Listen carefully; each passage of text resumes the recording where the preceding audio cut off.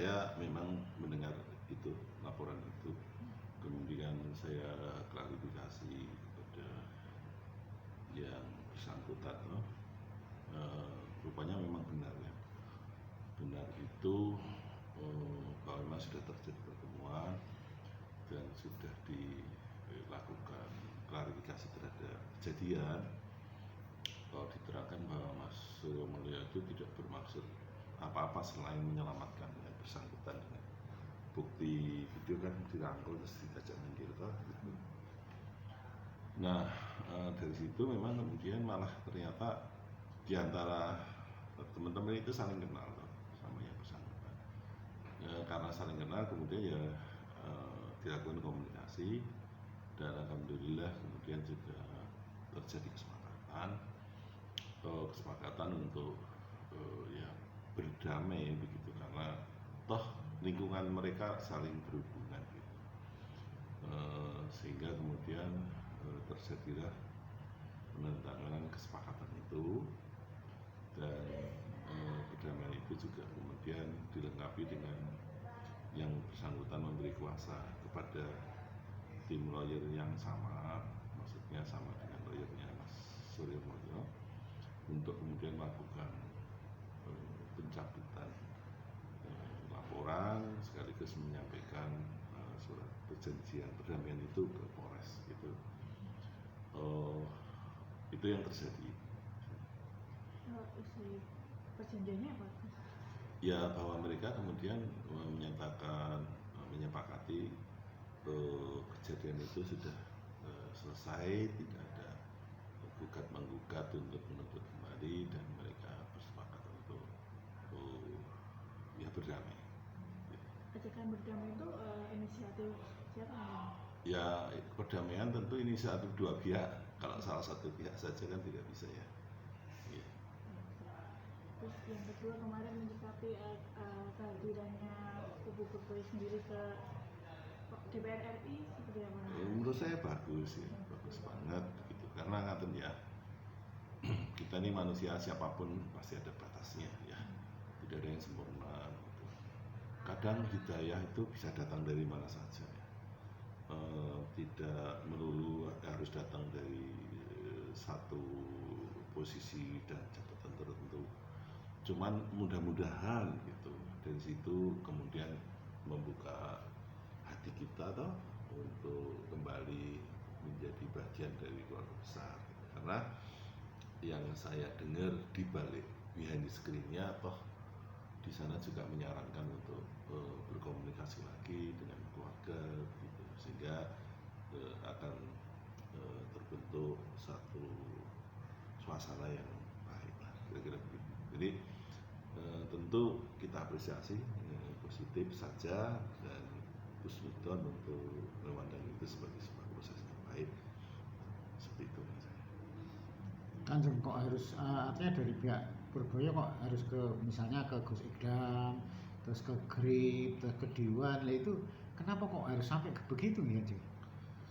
Ya sejarah mencatat proses perjalanan untuk sampai kepada suatu titik yang lebih hari itu biasanya memang melalui tahapan-tahapan begitu. Sekali lagi seperti saya katakan, mudah-mudahan dengan dolan luweh jauh ya, berkomunikasi dengan lebih banyak orang, bahasa lainnya ngombe pahit, ngombe kopinya lebih pahit gitu, itu biasanya membuka wacana kita lebih luas lagi. Mudah-mudahan semuanya memberikan aura positif. Memang sementara ini beliau pinginnya kurang jauh gitu aja. Saya tidak mengatakan itu. Yang ingin saya katakan, kalau makin jauh kita jalan-jalan, makin banyak yang kita lihat, makin banyak kita bersilaturahmi, makin banyak kita mendapatkan ya aura-aura positif lah, mudah-mudahan. Sementara yang dilakukan Hanafi bagus sekali ya Jeng. Artinya ke leluhur-leluhur misalnya kemarin ke Masjid Lawian, bahkan sampai ke Kutha Gedhe, itu kan bagus sekali sebagai dinasti Mataram Islam kan bagus sekali Jeng. Ya alhamdulillah kalau panjenengan menilai begitu, dan yang saya lihat masyarakat, terutama para netizen dan keluarga besar kita di mana-mana menyambut sangat positif ya. Alhamdulillah, mudah-mudahan terus diberikan bimbingan oleh Tuhan menuju jalan yang lebih baik lagi. Dan yang satu lagi, kemarin kan Panembahan Agung Jejuluan mengeluarkan instruksi, salah satunya dilarang untuk penguasaan sepihak. Untuk saat ini instruksi tersebut berjalan seperti apa nih? Ya, itu memang kan perlu proses ya untuk sampai itu benar-benar bisa dijalankan sebagaimana instruksi itu diberikan gitu. Tapi memang kemarin dalam pembicaraan dengan Gus Timo, karena ingat SK itu diberikan dengan satu catatan bahwa pelaksana harus selalu berkoordinasi, berkolaborasi, bersinergi dengan Ketua Lembaga Dewan Adat dan Pengadilan Sastra Lipo dalam hal ini Gus Timo, sehingga kebijakan keluar itu senantiasa didiskusikan dan insya Allah nanti instruksi itu akan kita lebih sosialisasikan agar kemudian bisa berjalan sebagaimana harapan. Satu lagi kan kemarin kan sempat Pak Menteri Fadlizon kan juga laporan ke DPR, salah satunya terkait audit dana selama ini kan dana hibah. Selama ini bagaimana sih dana hibah itu? Ya. Transfer ke rekening siapa? Ya. Jadi saya rasa itu hal yang lumrah ya, hal yang biasa apa yang disampaikan Pak Menteri. Dan dimanapun dengan siapapun penerima dana hibah memang wajib satu sisi melaporkan penggunaannya, sisi lain juga harus siap untuk diaudit kapan saja gitu seperti itu. Intinya apa yang disampaikan itu hal yang biasa ya, nanti penerimanya ya mesti siap gitu, karena setidaknya setelah 2009 ya, 2009 itu dana hibah ini diterima oleh almarhum Pak Gubernur 13. Nah, penggunaannya tentu ya catatannya ada di sana gitu. Ada sih beberapa yang sebelumnya yang diterima oleh Lembaga Dewan Adat, dan alhamdulillah itu sudah dilakukan audit oleh BPK Jawa Tengah, yang diterima oleh dia sudah diaudit, tapi yang diterima di sana sepertinya belum pernah diaudit, sehingga tentu kan perlu dilakukan audit. Berarti sejak tahun 2019 sampai 2015 ini? 2009 ya, pernah diterima di sini itu yang 2011 itu diterima tahun 2000, kalau saya tidak salah 2013 atau 2014, karena waktu itu tidak dibayarkan, kemudian dilakukan proses hukum sampai ke Mahkamah Agung memenangkan bahwa harus diserahkan ke Lembaga Dewan Adat, waktu itu lalu diserahkan.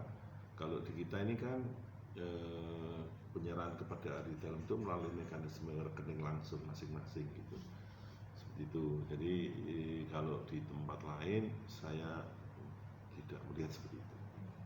Kalau penerimaan dana hibah sendiri dari mana saja sih kan?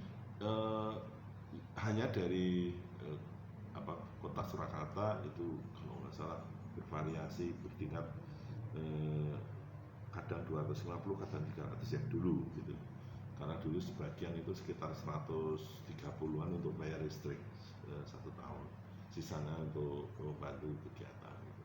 Kemudian kalau dari provinsi itu dari 1,3 miliar dulu yang 900 juta itu untuk gaji, ini 1 tahun ya, 900 juta untuk gaji, lalu yang sisanya untuk bantuan upacara adat. Tapi belakangan memang ada kenaikan menjadi sekitar 1,5 sekitar itu, karena waktu dari tahun ke tahun ini berbeda, tapi sekitar itu. Ini nanti dana audit itu nanti bisa berpengaruh dengan kekurangan dana untuk revitalisasi nggak sih kan? Sebetulnya itu dua hal yang berbeda, karena kalau revitalisasi itu karena ini sumber dana BPN itu kan dilakukan oleh pemerintah sendiri, misalnya Kementerian PU. Dengan PU itu tender sendiri di kementerian, kami tinggal terima barangnya, wujudnya. Jadi yang yang menentukan siapa yang melaksanakan pada angka berapa itu ya kementerian. Jadi kita tidak pernah terima dalam bentuk uang gitu. Sama seperti yang terakhir ini yang revitalisasi yang Solobuwono sama museum itu juga keraton hanya terima dalam bentuk barang. Kalau museum bahkan semacam swaklola oleh BPK wilayah 10 kan, seperti itu. Soalnya instruksi tadi yang itu ada target dari Kementerian Kebudayaan nggak? Sedang kita bicarakan ya, karena instruksi itu luas, sangat luas, jadi membutuhkan komunikasi dengan para pihak yang ada di dalam surat itu maupun yang terkait dengan itu. Kanjeng 900 juta itu per tahun untuk berapa abdi dalam atau abdi dalam ini kan mengalami fluktuasi juga ya. Jadi yang pertama ada yang meninggal, ada yang masih hidup tapi sudah tidak bisa menjalankan tugas karena usia gitu. Lalu tentu ada yang masuk baru gitu. Nah, kalau dulu itu totalnya sekitar 511 karena selain yang di sini yang tiap hari kerja itu kan termasuk juga di dalam juru kunci Imogiri, juru kunci Kota Gede, termasuk juru kunci yang lain-lain gitu, sehingga tersebar di mana-mana. Karena jumlahnya banyak, uangnya sedikit, makanya terimanya sangat minim, karena sebenarnya tidak manusiawi.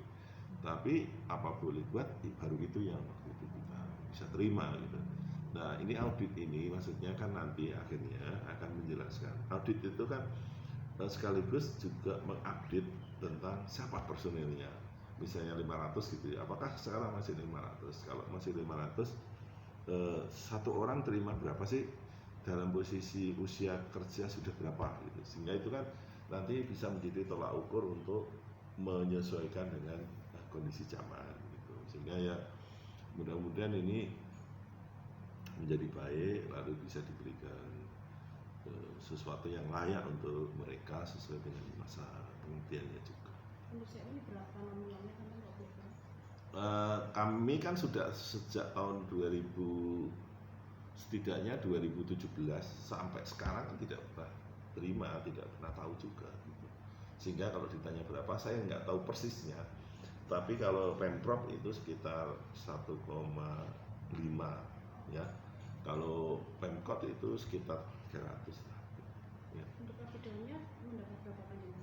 Nah itu tadi yang saya terangkan, yang gaji, kalau bicara gaji itu sumbernya adalah yang bantuan dari Pemprov yang 1,5 tadi. Dulu waktu kami masih ngurus itu 900 jadi gaji 1 tahun untuk sekian orang. Ya, jadi sebenarnya mohon maaf ya, mengerikan. Jadi kalau di media orang karena nggak tahu, pikiran kita ini rebutan rebutan dana hibah itu. Padahal dana hibahnya yang saya lebih sejujurnya lebih banyak yang kita berikan dari sumber kita sendiri daripada yang dikeluarkan oleh pemerintah. Kalau dari sisi kami ya lembaga dana, karena misalnya nih kayak Sasana Mulya, kita renov Sasana Mulya hampir 2 miliar, nggak dari mana-mana, dari sumbernya Dewan Adat sendiri kan, kita punya usaha pribadi ya yang kita dan lain-lain. Jadi orang kadang keliru menilai. Berarti audit itu nggak digelar terakhir itu tahun 2000? Saya persisnya lupa, cuman yang saya pastikan bahwa yang kita terima kita malah pengen diaudit dan sudah diaudit gitu. Itu tahun berapa kan? Itu antara lain ya sebelum rekonsiliasi kan, berarti sebelum 2009 ya. Kan Sinuwun itu kan PP 13 itu mulai 2004. Dulu 2004 itu masih sebagian diterima tempatnya Bisdejo karena waktu itu kan 2 raja ya. Sebagian di Taman sana, sebagian di sini. Di sini pun masih dibagi lagi itu. 2004, 2005, 2006 masih begitu. Mulai 2007 udah agak istilahnya dipilah lah gitu. Tapi belum segede itu.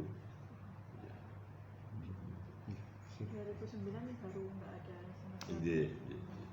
Karena ada rekonsiliasi tuh. Begitu rekonsiliasi itu kan Sinuwun sama Bisdejo minta itu tidak diserahkan ke sini tapi serahkan ke rekening pribadinya Sinuwun PP 13. Mulai tahun 2009. Iya.